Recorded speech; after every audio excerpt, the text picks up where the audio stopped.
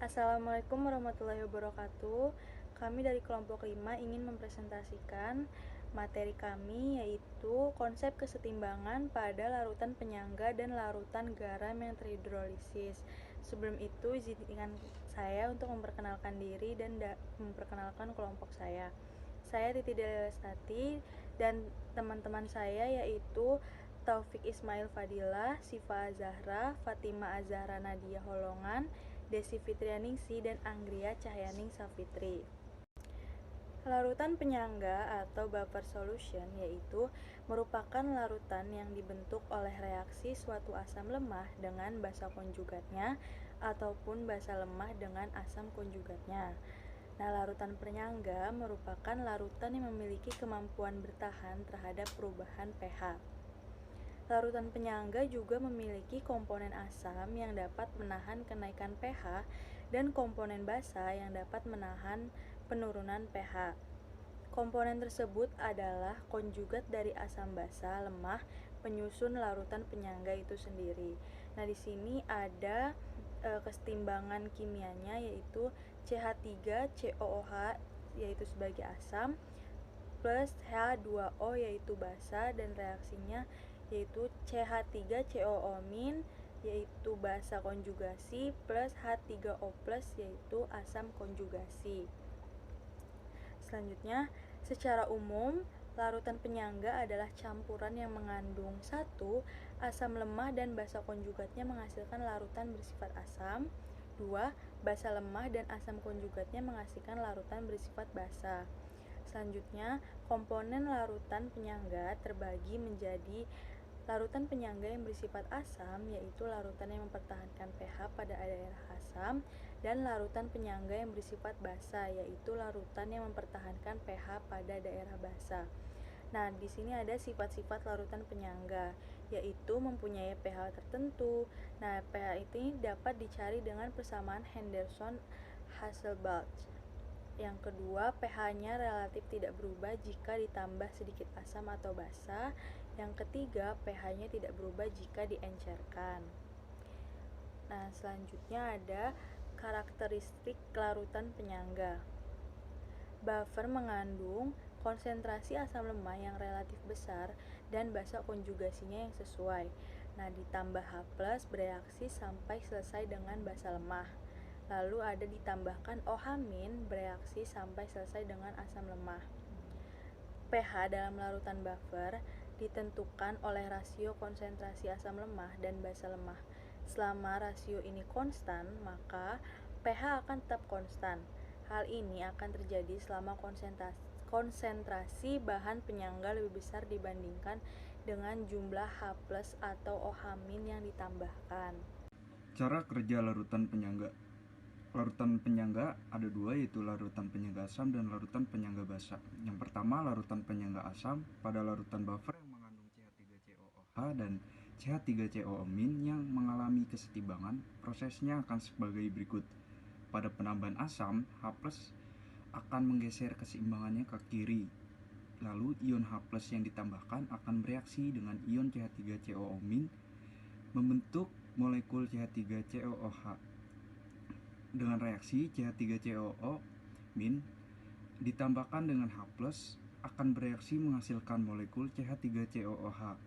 Lalu pada yang kedua, pada penambahan basa, jika yang ditambahkan adalah suatu basa, maka ion OH- dari basa itu akan bereaksi dengan ion H+ lalu akan membentuk air. Hal ini akan menyebabkan kesetimbangan bergeser ke kanan, sehingga konsentrasi ion H+ dapat dipertahankan. Jadi, penambahan basa menyebabkan berkurangnya komponen asam CH3COOH, bukan ion H+. Basa yang ditambahkan tersebut bereaksi dengan asam CH3COOH yang akan membentuk ion CH3COO- dan air. Prosesnya akan seperti berikut. CH3COOH ditambahkan dengan OH- akan bereaksi menghasilkan CH3COO- dan H2O atau air. Lalu yang kedua adalah larutan penyangga basa. Larutan buffer yang mengandung NH3 dan NH4+ yang mengalami kesetimbangan, prosesnya akan sebagai berikut. Yang pertama, pada penambahan asam, jika ditambahkan suatu asam, maka ion H+ dari asam akan meningkat Hal tersebut menyebabkan kesetimbangan bergeser ke kanan, sehingga konsentrasi ion OH- dapat dipertahankan. Di samping itu juga, penambahan ini menyebabkan berkurangnya komponen basa NH3, bukan ion OH-. Asam yang ditambahkan bereaksi dengan basa NH3 membentuk ion NH4+, dengan reaksi sebagai berikut. NH3 ditambahkan dengan ion H+ akan bereaksi membentuk molekul NH4+. Lalu pada penambahan basa, jika yang ditambahkan adalah suatu basa, maka kesetimbangan akan bergeser ke kiri, sehingga konsentrasi ion OH- dapat dipertahankan. Basa yang ditambahkan bereaksi dengan komponen asam NH4+, membentuk komponen basa NH3 dan air, dengan reaksi seperti berikut. NH4+ jika ditambahkan dengan OH- akan bereaksi menghasilkan NH3 dan juga H2O atau air.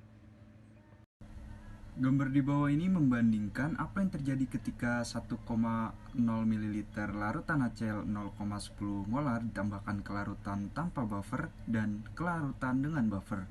Pada gambar pertama, larutan tidak ditambahkan dengan HCl, dengan buffer dan tanpa buffer. Indikator menunjukkan bahwa kedua larutan tersebut bersifat basa dengan pH sekitar 8. Lalu gambar kedua, larutan ditambahkan dengan HCl, ditambahkan dengan buffer dan tanpa buffer. Pada larutan dengan buffer, indikator tidak menunjukkan adanya perubahan pH yang terlihat dalam larutan ini. Lalu dengan larutan yang ditambahkan HCl tanpa buffer, menunjukkan perubahan warna dalam larutan tanpa buffer dengan pH sekitar 8 menjadi sekitar 3. Selanjutnya ada kapasitas buffer. Larutan buffer mempunyai kapasitas tertentu, yang artinya setiap buffer hanya dapat berfungsi pada batas-batas tertentu sesuai dengan konsentrasi asam dan basa yang ada di dalam larutan tersebut. Kapasitas buffer merupakan suatu ukuran kemampuan buffer untuk mempertahankan pH-nya yang konstan apabila ditambahkan asam kuat dan basa kuat.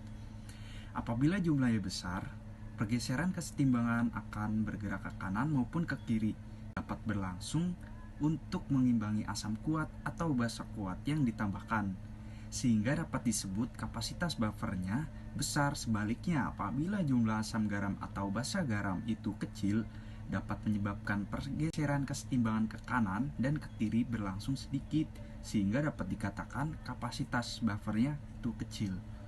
Soal, tuliskan persamaan reaksi ketika asam ditambahkan ke dalam larutan penyangga. Nah, jadi ketika asam ditambahkan ke larutan penyangga, maka nama larutan itu menjadi larutan penyangga asam, di mana larutan penyangga asam terdiri dari dua komponen, yaitu asam lemah dan basa konjugasi. Contohnya di sini asam lemahnya adalah H2CO3. Ke reaksinya, asam akan bereaksi bolak-balik menjadi atau membentuk basa konjugasi dan H+, di mana basa konjugasi merupakan asam yang memberikan proton. Jadi reaksinya H2CO3 sebagai asam lemah bereaksi bolak-balik menjadi atau membentuk HCO3- dan H+ dalam bentuk aquos. HCO3- ini merupakan basa konjugasi dari H2CO3. Hidrolisis garam adalah penguraian garam oleh air yang menghasilkan larutan asam dan atau larutan basa. Hidrolisis garam akan terjadi apabila salah satu atau kedua komponen penyusunnya berupa larutan asam lemah dan atau basa lemah. Jika komponen berupa asam kuat dan basa kuat, maka asam kuat dan basa kuat tersebut akan sulit untuk terhidrolisis. Ketika garam natrium asetat yaitu CH3COONa dilarutkan dalam air, maka akan menjadi larutan basa dengan kation yang tidak terhidrolisis yaitu Na+, dan anion yang terhidrolisis yaitu CH3COO-. Reaksinya yaitu CH3COO- plus H2O menghasilkan CH3COOH plus OH-. Ketika amonium klorida yaitu NH4Cl dilarutkan ke dalam air, maka akan membentuk larutan bersifat asam, yaitu dengan anion yang tidak terhidrolisis, Cl-, dan kation yang terhidrolisis yaitu NH4+. Dengan reaksi hidrolisis dari NH4+, yaitu NH4+ plus H2O akan menghasilkan NH4OH plus H+. Beberapa ion yang tidak terhidrolisis. Yang pertama ada 7 anion yang tidak terhidrolisis, yaitu klorida, bromida, iodida, hidrogen sulfat, nitrat, klorat, dan perklorat. 10 kation yang tidak terhidrolisis yaitu litium, natrium, kalium, rubidium, skandium, magnesium, strontium, kalsium, barium, dan perak. Beberapa garam membentuk larutan asam atau basa. Berdasarkan indikator universal, yaitu larutan garam 0,10 molar, dapat diklasifikasikan sebagai berikut. Yang pertama ada larutan berwarna kuning lebih terang, yaitu larutan yang berisi amonium klorida atau NH4Cl yang bersifat asam dengan pH sekitar 5,3. Yang kedua ada larutan berwarna kuning lebih gelap, yaitu NaCl atau natrium klorida yang mempunyai pH sekitar 7 atau netral. Yang ketiga ada larutan berwarna biru lebih gelap, yaitu natrium asetat atau CH3COONa yang bersifat basa dengan pH sekitar 8,7. Selanjutnya yaitu ada jenis-jenis hidrolisis. Yang pertama yaitu hidrolisis parsial, di mana hidrolisis itu hanya sebagian, dan juga ada hidrolisis total, berarti hidrolisisnya sempurna. Nah, hidrolisis parsial ini terjadi apabila garamnya itu berasal dari asam lemah dan basa kuat atau sebaliknya, dan juga terjadi pada salah satu ionnya saja, bisa itu kation atau anionnya yang terhidrolisis. Nah, di sini ada contoh kation yang terhidrolisis yang bersifat asam, yaitu NH4Cl. Nah, dalam air, NH4Cl ini terionisasi sempurna, membentuk ion Cl dan NH4+. Lalu ada contoh anion terhidrolisis yang bersifat basa, yaitu CH3COONa. Selanjutnya yaitu hidrolisis total atau sempurna. Di sini terjadi apabila garamnya berasal dari asam lemah dan basa lemah, dan hanya terjadi pada garam yang kation ataupun anionnya yang terhidrolisis. Contohnya yaitu CH3COONH4 dan juga Al2S3. Selanjutnya yaitu ada beberapa aturan untuk menentukan apakah garam itu membentuk larutan asam atau basa. Yang pertama yaitu garam yang tersusun dari asam kuat dan basa kuat maka menghasilkan larutan yang netral. Yang kedua, apabila garam tersebut tersusun dari asam kuat dan basa lemah maka menghasilkan larutan yang asam. Yang ketiga, apabila garam tersusun dari asam lemah dan basa kuat, maka menghasilkan larutan yang basa. Dan yang keempat, apabila garam tersusun dari asam lemah dan basa lemah, maka terjadi 3 kemungkinan bisa menghasilkan larutan basa atau larutan asam dan juga larutan netral.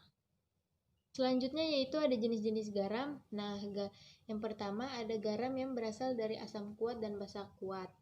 Garam ini tidak bisa bereaksi dengan air karena ion-ion yang dilepaskan pasti akan segera terionisasi lagi secara sempurna. Maka, garam yang tersusun dari asam kuat dan basa kuat ini berarti tidak bisa terhidrolisis. Contohnya yaitu ada KCl, NaCl, KNO3, dan NaNO3. Nah, di NaCl ini di dalam air kan terionisasi sempurna membentuk ion Na+ dan Cl- seperti reaksi berikut. Pada pelarutan garam ini, NaCl tidak akan mengubah jumlah H+ dan OH- di dalam air, sehingga larutannya yaitu bersifat netral atau pH 7. Nah, bisa disimpulkan nih bahwa garam yang berasal dari asam kuat dan basa kuat itu tidak mengalami hidrolisis di dalam air. Jenis-jenis garam yang kedua adalah garam yang tersusun dari asam kuat dan basa lemah. Garam yang tersusun dari asam kuat dan basa lemah akan bersifat asam. pH-nya akan kurang dari 7. Garam yang tersusun dari asam kuat dan basa lemah dapat terhidrolisis, namun hanya terhidrolisis parsial atau sebagian, karena hanya kation atau ion positif atau ion asam konjugasi dari basa lemah yang akan terhidrolisis, sedangkan anion atau ion negatifnya tidak akan terhidrolisis bila direaksikan dengan air. Contohnya adalah garam NH4Cl yang tersusun dari HCl sebagai asam kuat dan NH3 yang larut dalam air sebagai basa lemah. NH4Cl yang diuraikan oleh air akan terurai menjadi ion NH4+ dan ion Cl-. Ion Cl- bila direaksikan dengan air tidak akan terjadi hidrolisis, berbeda dengan NH4+. NH4+ bila direaksikan dengan air akan terjadi hidrolisis. Reaksi hidrolisisnya adalah NH4+ direaksikan dengan H2O akan menghasilkan NH3 ditambah H3O+. Kemudian ini merupakan contoh garam yang tersusun dari asam kuat dan basa lemah, yaitu amonium klorida atau NH4Cl.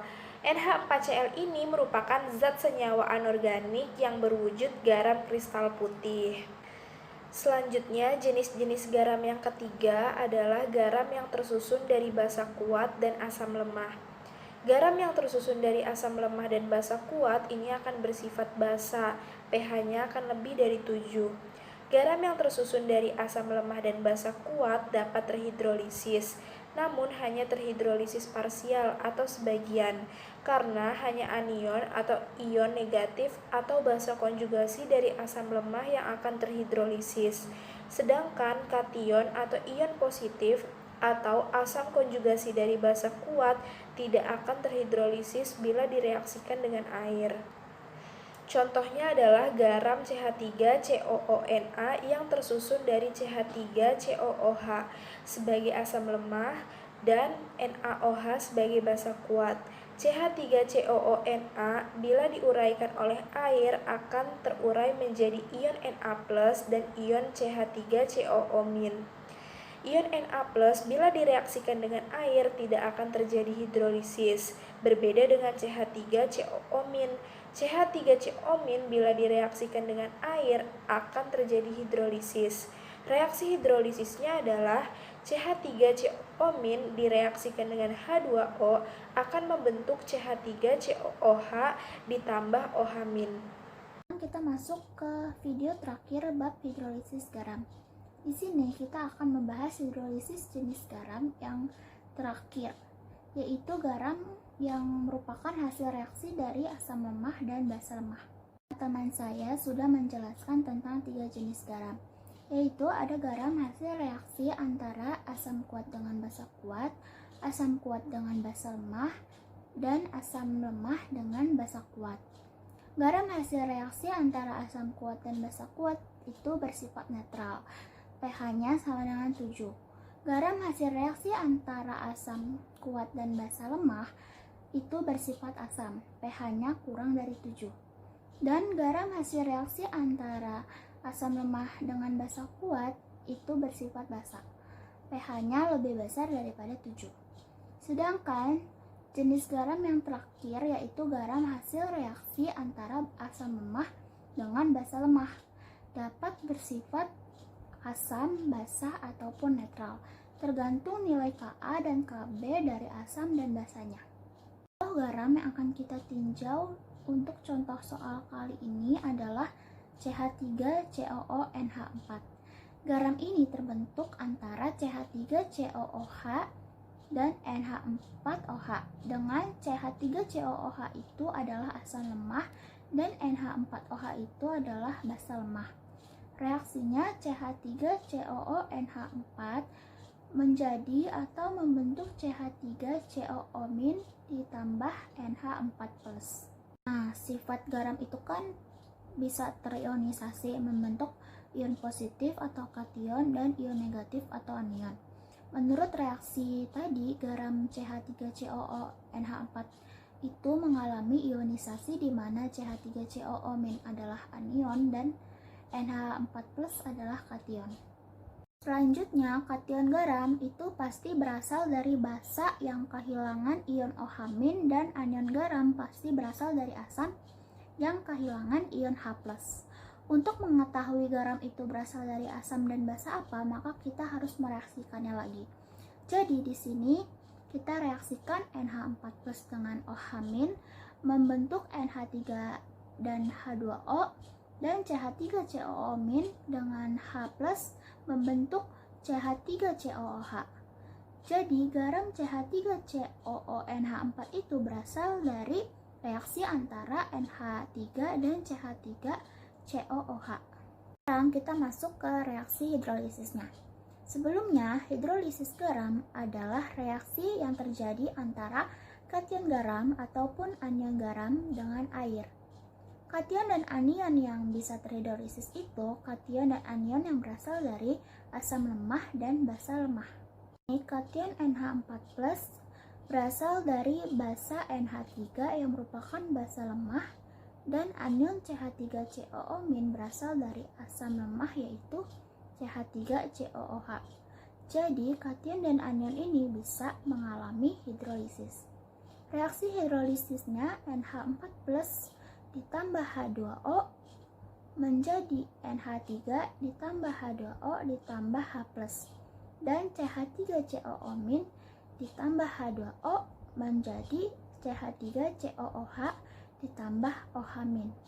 Ini kita bisa buktikan garam hasil reaksi antara asam lemah dan basa lemah bisa bersifat asam dan basa, karena pada reaksi tersebut bisa menghasilkan H+ atau OH- yang akan menentukan apakah dia bersifat asam atau basa. Sifat asam, basa, atau netral garam yang tersusun dari asam lemah dan basa lemah bergantung pada nilai pH. Nilai pH bergantung pada Ka atau tetapan ionisasi asam lemah dan Kb atau tetapan ionisasi basa lemah. Bila Ka lebih besar daripada Kb, maka konsentrasi H+ lebih besar daripada konsentrasi OH-, dan maka nilai pH-nya kurang dari 7. Dan sifat larutannya adalah asam. Bila Ka lebih kecil daripada Kb, maka konsentrasi H+ lebih kecil juga daripada konsentrasi OH-, dan maka nilai pH-nya lebih besar daripada 7. Dan sifat larutannya adalah basa. Bila Ka sama dengan Kb, maka nilai konsentrasi H+ sama dengan konsentrasi OH-, dan maka nilai pH-nya sama dengan 7. Dan sifat larutannya bersifat netral. Selanjutnya ada latihan soal. Pertanyaannya yaitu prediksikan apakah larutan NH4I akan bersifat asam, basa, atau netral. Jawabannya adalah NH4I akan bersifat asam. Penguraian jawaban kenapa NH4I akan bersifat asam seperti ini. NH4I merupakan larutan yang berasal dari basa lemah dan asam kuat. NH4I ini akan terurai menjadi ion positif dan ion negatif. Ion positif disebut juga dengan kation dan ion negatif disebut juga dengan anion.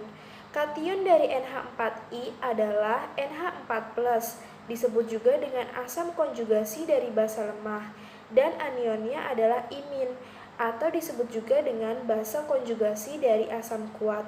Karena imin merupakan basa konjugasi dari asam kuat, maka bila direaksikan dengan air tidak akan terjadi hidrolisis. Berbeda dengan NH4+. NH4+ apabila direaksikan dengan air akan terjadi hidrolisis. Karena NH4+ apabila direaksikan dengan air akan menghasilkan NH4OH dan juga ion H+. Karena menghasilkan ion H+, maka larutan tersebut bersifat asam. Sekian presentasi dari kelompok kami. Kurang lebihnya mohon maaf. Wassalamualaikum warahmatullahi wabarakatuh.